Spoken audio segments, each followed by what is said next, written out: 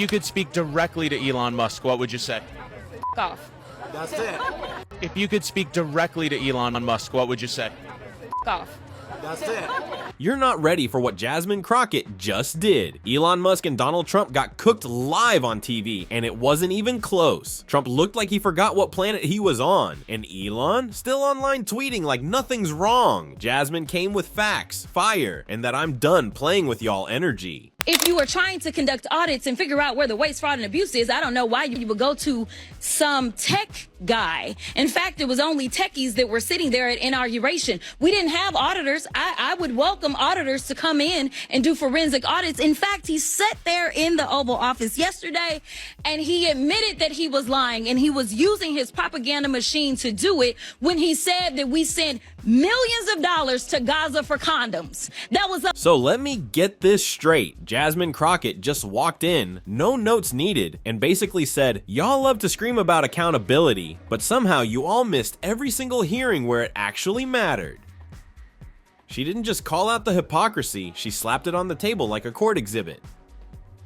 Talking about how the same people pretending to care about oversight were the ones MIA when it was time to do the job. Then she drops the hammer. We've got a man sitting in the Oval Office that no one voted for. Not elected, not confirmed, not accountable to anyone. And he's answering more questions than the dude who's allegedly president? Man, at this point, Jasmine's not even roasting. She's just exposing the system for the joke it's become. And just when you think it couldn't get more absurd, here comes Elon Musk with the wildest flex of them all, talking about millions of US taxpayer dollars going to Gaza for condoms. I'm sorry, what? We've got humanitarian crises, collapsing systems, actual people starving. And this guy, this so-called genius, thinks the scandal is Trojan packs being airdropped overseas. You can't make this stuff up. Jasmine didn't even break a sweat. She just looked around like, this is what y'all call leadership? And the room, dead silent.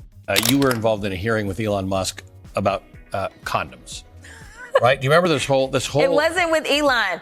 Elon, if you're watching, come through, boo, because you haven't shown up to the Doge subcommittee yet. Right. And there it is. Jasmine straight up asked, Elon, where you at, boo? Mon's out here firing off conspiracy tweets, talking about condoms in Gaza like he cracked some secret plot. But the second he's called to actually face questions, nowhere to be found. She didn't even sound mad, just disappointed. Like, Elon, you're so loud online, but real quiet in Congress. And then she hit him with the Dogecoin shade. Come through, boo, you still haven't shown up to the Doge subcommittee. I mean, when a congresswoman calls you out like that with a smile on national TV, you're not just dodging accountability, you're getting clowned in public. Elon better respond quick or just sit down and hold that L.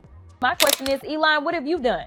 Besides tear us apart, besides be in over your head, besides make sure that you continue to enrich yourself so that not only you can continue to be the richest person in the world, but you can make sure that other people that are already struggling, unfortunately, end up falling on even harder times. That right there, that wasn't just a question. That was a whole indictment. Jasmine straight up said what millions of people have been thinking. Elon, what exactly have you done? Besides divide people, fail upwards, and build an empire off struggle? Because let's be real, every time this guy talks about saving the world, he's actually just finding a new way to get paid. While people are out here choosing between rent and groceries, he's out buying another yacht and rebranding Twitter like that solves anything. Jasmine didn't yell. She didn't need to. She looked at one of the richest men alive and asked, why is it that you always win and everyone else keeps losing? And you know what? There's no good answer to that. This is not instilling anything more than another layer of fear, especially since normally when you are going to be in a position like that, you have to go through security clearances. And let me tell you, some people think security clearances are all about whether or not you have a warrant or not. No, they look at whether or not you have some sort of divided interest. They look at whether or not you have good credit. They look at so many other things. And we're talking about someone who's unelected, unvetted, and definitely unconfirmed that is now literally sitting atop our $6 trillion, and we don't know what it is that he's doing, and we honestly don't know what role he has. Nah, hold on. This is where it gets straight up terrifying. Jasmine just told us the truth out loud. We've got someone who's unelected, unvetted, and has zero clearance, sitting on $6 trillion of government power, and nobody really knows what he's doing with it. Like, How is that even possible? You need background checks to work at TSA. But Elon Musk is making government-level decisions with no clearance, no oversight, and no job title? She broke it down perfectly. Real security clearances? They look at your credit, your conflicts, your entire history. Elon got a few billion, some Twitter followers, and now apparently a direct line to the Oval Office. And the wildest part? Nobody, not Congress, not the public, knows what he's even advising on. Jasmine said it clear. This isn't oversight. This is chaos with a price tag. And somehow he's still treated like a genius. Nah, this is a sci-fi movie script gone wrong. Elon Musk boosted false USAID conspiracy theories to shut down global aid. Now, while he was boosting those lies about USAID, and he was stopping money going for, say, things such as Head Start, somehow the only money that didn't stop was the money to him and his organization. Now, I don't know how you can have him be the watchdog as well as the guy that is literally living off of the government. If we want to talk about government welfare, it looks like Elon Musk, because it's my understanding that just on yesterday, a new contract was approved for approximately $300 million for Elon Musk. So listen, I just want y'all to be honest.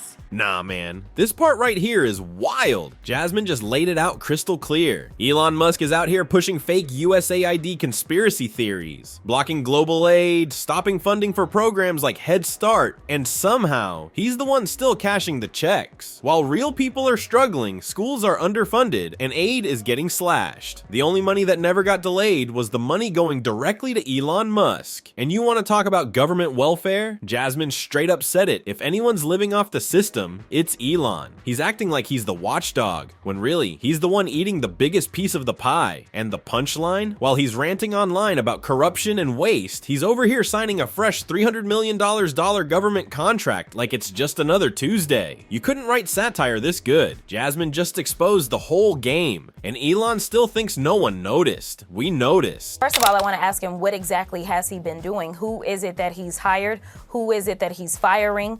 How he's coming to the conclusions that he's coming to, what makes him believe that getting rid of our workforce, including those that are in charge of keeping our nuke situation safe or keeping planes from falling out of the sky. I want some analysis behind what it is that he is recommending to the president or to OPM or to anyone else that is engaging in what I feel like is more so a dismantling of our modern day democratic republic. And I want him to basically prove me wrong. I want to know that there is some end game that actually benefits the American people. And this right here, this ain't political theater. This is a formal call out. Jasmine Crockett just put Elon Musk on the spot and said, pull up, sit down, answer for the chaos you've been causing.